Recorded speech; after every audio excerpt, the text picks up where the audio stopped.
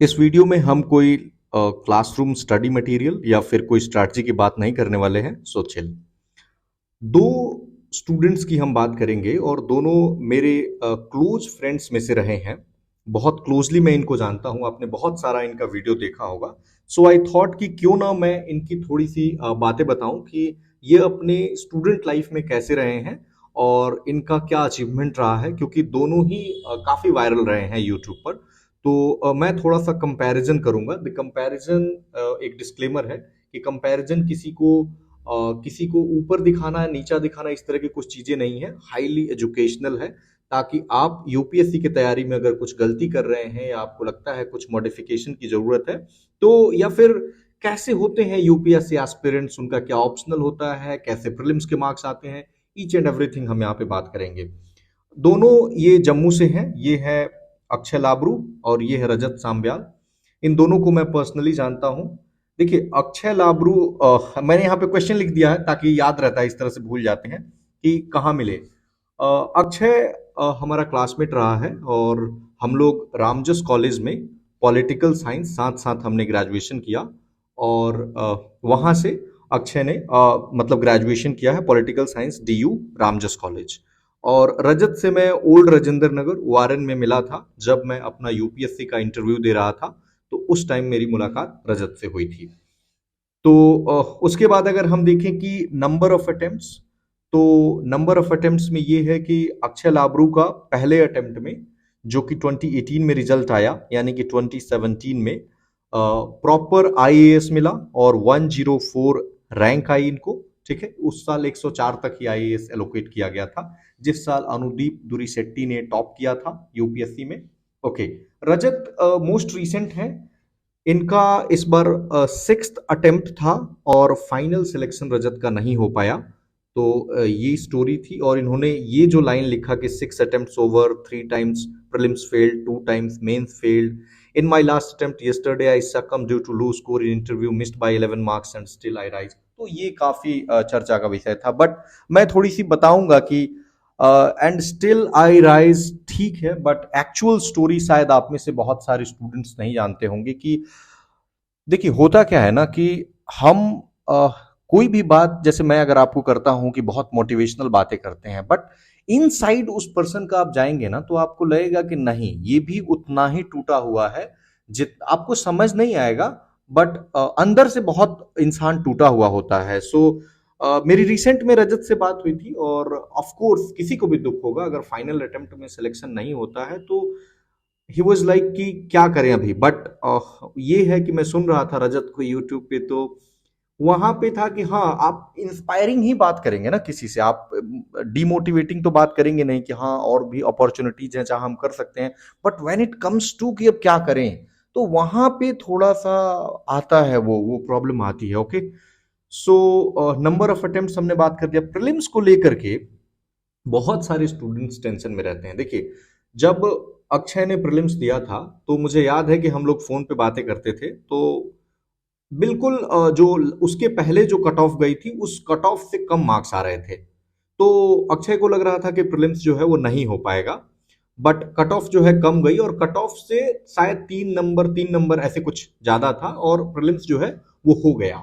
मतलब सोचिए कि एक व्यक्ति जिसको ये श्योरिटी नहीं थी कि प्रीलिम्स होगा या नहीं होगा, फाइनली उसी अटेम्प्ट में 104 रैंक बन जाती है। ठीक है, तो रजत का भी इस बार का था कि प्रीलिम्स जो है वो लग रहा था कि कम, इस बार काफी कम कट ऑफ गई थी तो उसमें हो गया था। ठीक है, तो ये चीजें हैं।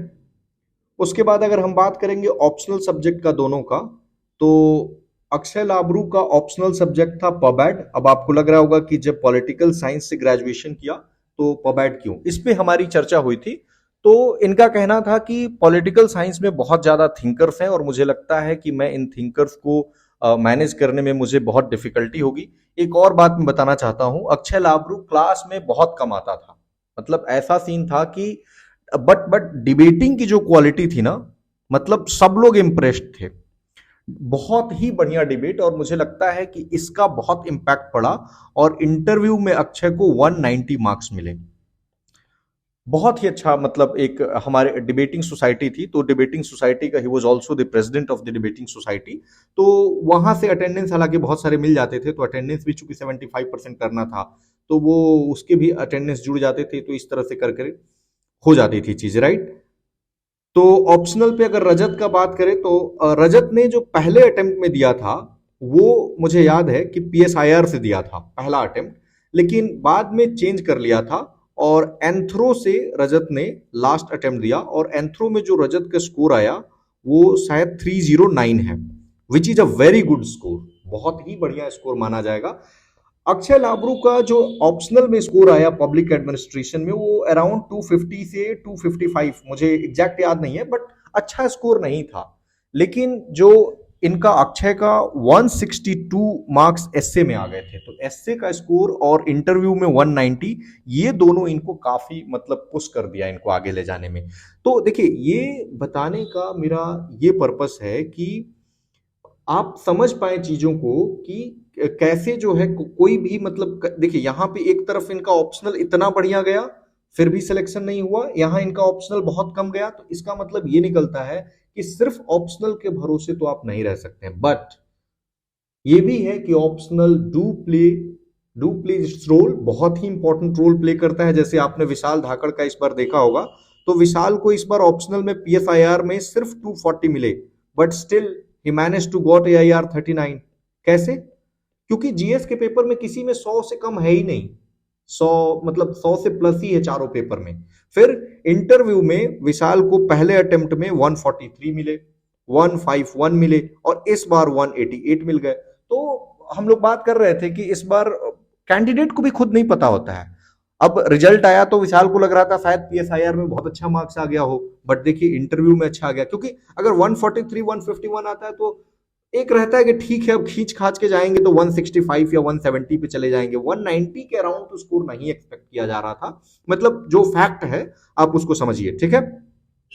तो ये बातें हैं। इसके अलावा अगर हम इंटरव्यू की स्कोर हमने बात कर लिया कि अक्षय को इंटरव्यू में 190 मिल गया, रजत को मुझे लगता है थोड़ा इंटरव्यू में और डिजर्व करता था, क्या हुई मुझे नहीं पता, इन साइड थोड़ा सा मे बी, खैर मैं बहुत चीजें नहीं बताना चाहता हूँ यहाँ पे, बट मुझे लगता है कि कुछ चीजें रॉन्ग चली गई होंगी वहां पे इंटरव्यू में, तो यहाँ पे काफी ये हो गया। और यूपीएससी की एक और बात, अगर जैसे मेरी बात हो रही थी रजत से, तो उसने बोला कि अगर 20 से करीब 20 से 24 मार्क्स के अराउंड और होते तो आईपीएस मिल गया होता। मतलब सोचिए कितना टफ कंपटीशन है, और 20 से 24 मार्क्स कम है तो लिस्ट में नाम तक नहीं है। This is the level of competition in UPSC.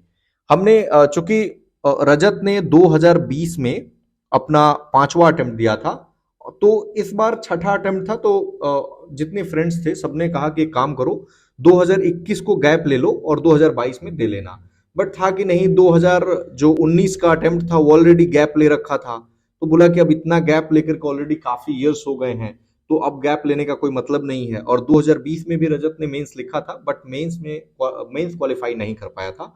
तो ये चीजें हैं कि अब देखिए, पास्ट में जाकर के आप चीजों को रिपेंट नहीं कर सकते हैं। अगर कोई डिसीजन आप लेते हैं तो उस डिसीजन पे अगर फर्म रहते हैं तो ठीक है, उस समय के हिसाब से अगर डिसीजन सही था तो ठीक है। नाउ अभी क्या कर रहे हैं, तो अक्षय लाबरू को त्रिपुरा कैडर मिला है, और डेपुटेशन पे जेएंडके भी गए थे, और रजत का भी पता ही है फाइनल अटेम्प्ट आया है। सो स्टिल बात हुई, नॉट डिसाइडेड कि अभी क्या करना है, आगे देखते हैं कि फ्यूचर में क्या होता है, स्टिल नॉट डिसाइडेड।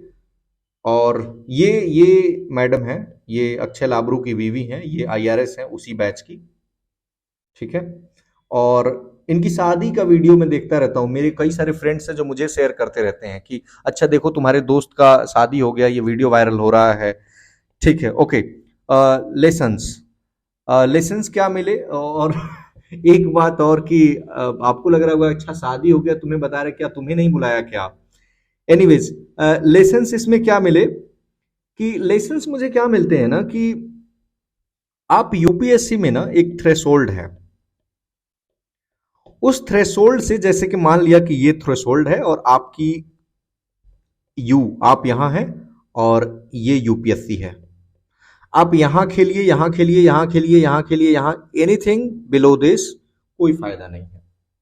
शायद ये बहुत अच्छा तरीका है समझाने का कि आपको इसके ऊपर ही खेलना होगा।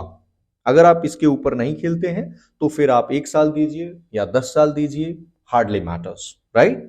तो करना क्या है, नंबर वन कि कोई भी पेपर को लाइटली नहीं लेना है। बहुत सारे स्टूडेंट जिनको मैं जानता हूं पहले सी सेट में पास हो जाते थे, अब वो सी सेट में नहीं हो रहे हैं।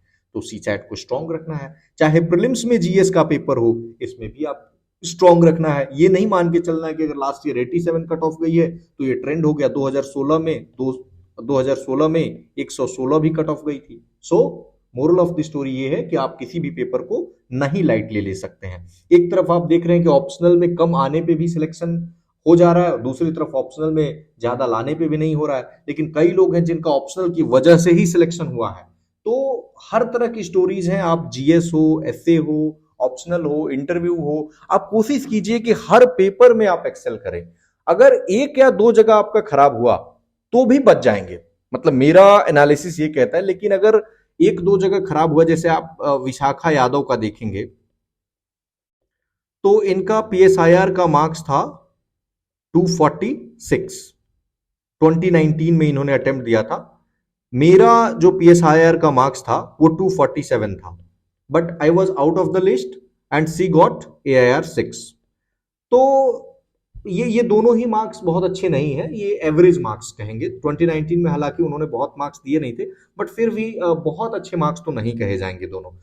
तो ये चीजें हैं कि आपको ना हर, अब ये कैसे बच गए, क्योंकि इनको एथिक्स पेपर में आ गया 162, मुझे कितने आए 124। तो इस तरह से गैप्स बन जाते हैं इनके, जैसे कि ऑप्शनल में इंटरव्यू में आए 190, मेरे आए 165। तो अब ये देख रहे हैं यहाँ पे, और यूपीएससी में थोड़ा थोड़ा गैप एक बहुत बड़ा गैप माना जाता है। सो फ्रेंड्स, ये दो फ्रेंड्स थे जिनको मैं पर्सनली जानता हूं, तो मुझे लगा कि एक वीडियो के माध्यम से शेयर किया जाए कि क्या होती है एस्पिरेंट्स की लाइफ और कैसे ये लोग लिखते हैं। अच्छा, जो आंसर राइटिंग स्किल है ना, वो बहुत इंपॉर्टेंट है यूपीएससी में। ये पता नहीं आप में से कितने लोग समझते होंगे, बस सुनते तो सब लोग होंगे कि आंसर राइटिंग स्किल इंपॉर्टेंट है, प्रीवियस ईयर क्वेश्चन इंपॉर्टेंट है, बट कौन कितना इसको आत्मसात करता है वो बहुत इंपॉर्टेंट है। इंटरनलाइज कीजिए चीजों को, ठीक है। आगे हम बात करेंगे इन पे।